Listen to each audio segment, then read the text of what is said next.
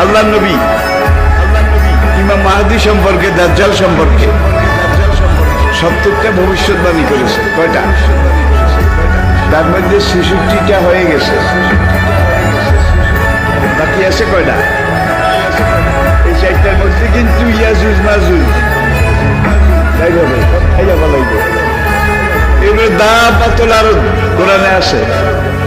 দাব্বাতুল আরদ মক্কা এবং তায়েফের মাঝখানে জমিন ভেদ করে একটা জন্তু উঠবে। সেই জন্তুটা রাতের শেষ প্রহরে মাথা উঁচু করবে, মাথা এত উঁচু করবে কাবা থেকে দেখা যাবে, ইয়ামান থেকে দেখা যাবে, বাইতুল মাকদাস থেকে তার কল্লা দেখা যাবে। সে কল্লা উঁচু করে বলবে, হায় দুনিয়ার মানুষ, সে মুসলমান জাতি, দুর্ভাগ্য তোমাদের, আজকে রাতে আল্লাহ তওবার দরজা বন্ধ করে দিয়েছে।